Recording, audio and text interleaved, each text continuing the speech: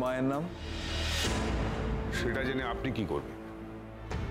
আমার স্ত্রী অনেক দিন আগে চলে গেছেন, আর যে চলে গেছে তার নাম জেনে তো কোনো লাভ নেই। আচ্ছা, একটা কথা বলুন তো, আপনি আমার এত খবর নিচ্ছেন কেন? 25 বছর গুরুজি আমি একটি মহিলার সঙ্গে ঘর করেছি, ঘর করে আসছি। নাও আই রিয়ালাইজ যে সেই ঘরটা শুধু একটা মিথ্যের ওপর দাঁড়িয়েছিল। আমি আপনাকে আমার জীবনের কথা শোনাতে এসেছি। কিন্তু আপনার জীবনের কথা শুনে আমি কি করব? হয়তো একটু দুঃখ পেলেও পেতে পারেন। বাবা, আমি আমি আসছি। না মা, তোমার যাবার কোনো দরকার নেই। You are adult enough. তুমি বসো। যে কারণে তুমি আমাকে কেন মেশো বলে ডেকে ফেললে বুঝতে পারলে না?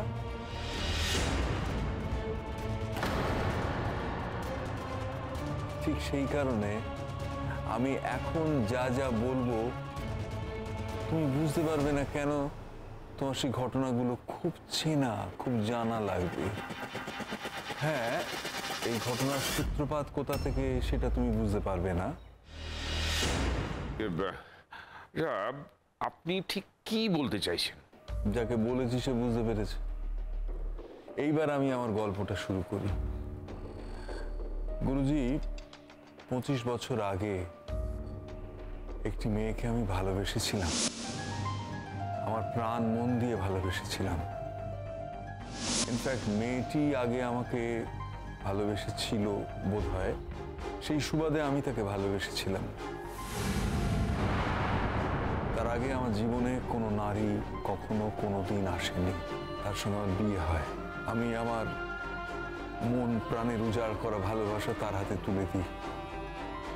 আমাদের সন্তান হয়। সেই সন্তান জন্মানোর কিছুদিন পর সেই মেয়েটি, সুরঙ্গমা, জানায় যে নাচের একটা ট্রেনিং নেওয়ার জন্য তাকে দিল্লি যেতে হবে এবং তার নাচের ক্যারিয়ারের জন্য তাকে সেখানে বেশ কিছুদিন থাকতে হবে। এবং আমার কোনো পরামর্শের তোয়াক্কা না করে সে জাস্ট কাজের লোকের হাতে আমাদের মেয়ের সমস্ত ভার ছেড়ে দিয়ে সে চলে যায়। বছর খানেক পরে সে ফিরে আসে। হ্যাঁ, তার মাঝে তার সঙ্গে ফোনে দু একবার কথা হয়েছিল, একবার সে এসেও ছিল। বছর খানেক বাদে যখন সুরঙ্গমা ফিরে এলো তখন আমি ভাবলাম যে সুরঙ্গমার নাচের শ্রেষ্ঠ তালিম সারা হয়ে গেছে।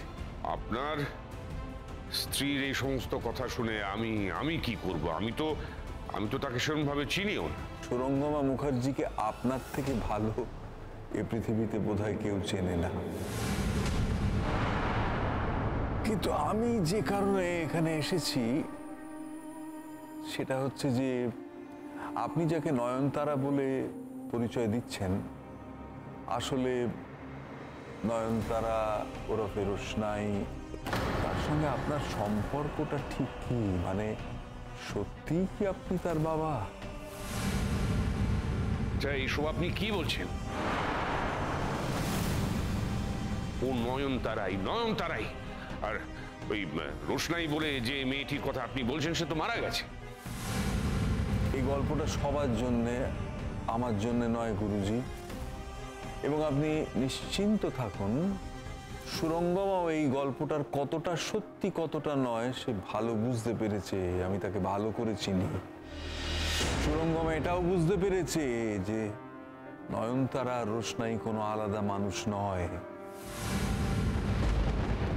যেভাবে আমি বুঝতে পেরেছি একটা সামান্য জিনিস, যদিও সেই জিনিসটার জন্য আমাকে অনেক কাঠখড় পোড়াতে হয়েছিল, অনেক দিন অপেক্ষা করতে হয়েছিল।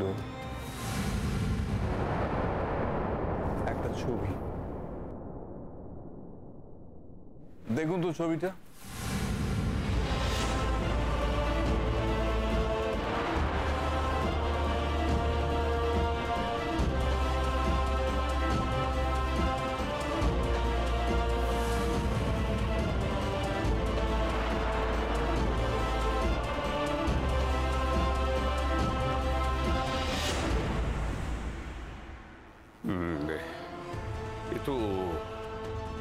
এ তো গরিমা। না, গরিমা আমার মেয়ে, তখন আমার কাছে।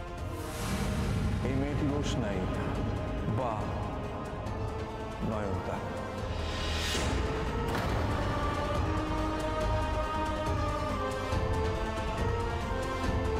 গুরুজি দেখুন, আমি এখানে আপনার কোনো ক্ষতি করতে আসিনি। আমি এসেছি একটা কথাই বলতে, যে অন্যায়, যে অবিচার দীর্ঘদিন ধরে চলে আসছে আপনার আমার ওপর, আরো অনেকের ওপর, তার প্রতিবাদে একটা যুদ্ধ বাঁধবেই। আর সেই যুদ্ধটা আপনার আমার কামান। ফলে সেই যুদ্ধে পরস্পরকে পরস্পরের পাশে দাঁড়াতেই হবে। তুমি রোশনাই তখন ফস করে আমাকে মেশো বলে ফেলে আমায় বাধ্য করলে তোমাকে চিনতে। আমি সেই মুহূর্তে কনফার্ম হলাম যে তুমি নয়নতারা নও, তুমি রোশনাই। থ্যাংক গড, তোমার মৃত্যু সংবাদ শুনে আমি খুব মর্মাহত হয়েছিলাম। হ্যাঁ মা, তোমার চলে যাওয়াটা আমি জাস্ট মেনে নিতে পারিনি। কিন্তু এই মুহূর্তে দাঁড়িয়ে এই বিজ্ঞানের ছাত্রের মনে হচ্ছে যে কোথাও একটা সুপার ন্যাচারাল পাওয়ার আছে, ঈশ্বর আছেন। ঈশ্বর যা করেন হয়তো সকলের মঙ্গলের জন্য করেন। দেখুন নীলাদ্রিবাবু, আমিও কিন্তু একটা মিশন নিয়ে এখানে এসেছি। গুরুজি, 25 বছর ধরে সুরঙ্গমা আমায় ঠকিয়ে আসছে। সে আমায় কোনোদিন ভালোবাসেনি, কোনোদিন না। সে ভালোবেসেছিল আমার স্টেটাসকে, আমার টাকাকে, এবং আপনি আশ্চর্য হয়ে যাবেন যে সে আমার পরিবারের আত্মীয় স্বজনকে পর্যন্ত তার কাছে ঘেঁষতে দেয়নি, তাদের সঙ্গে কোনো সম্পর্ক রাখতে দেয়নি। কেন জানেন?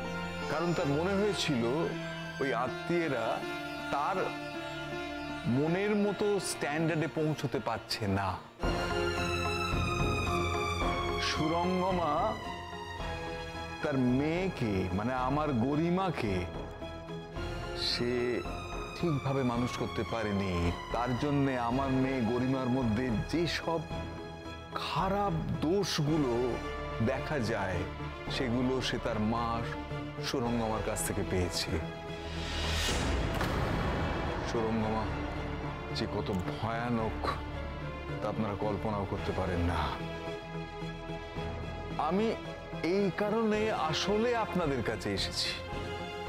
আমি এসেছি আমাদের ওই সো কল্ড অ্যানিভার্সারিতে আপনাদের দুজনকে আমন্ত্রণ জানাতে। আপনারা সেখানে যাবেন, আর সেইখানে সকলের সামনে সুরঙ্গমার ভালো মানুষের মুখোশটা আমি টেনে হিচড়ে ছিঁড়ে ফেলে দেব, আর সেটাই হবে তার কাছে শ্রেষ্ঠ উপহার। কিন্তু আপনি কথাগুলো বললে সবাই মানবে কেন? না মানুক, মানুষের মনে প্রশ্ন তো উঠে যাবে। তাছাড়া আপনি সশরীরে উপস্থিত থাকবেন, আপনি অনেক অনেক কথা জানেন, আপনি সেই সব কথাগুলো বলবেন, তখন তারা মানতে বাধ্য হবে। রোশনাই থাকবে, রোশনাই বলবে সে নয়নতারা নয়, সে রোশনাই। কিন্তু দেখুন আপনি, তোমরা এইটুকু সাহায্য আমায় করতে পারো না?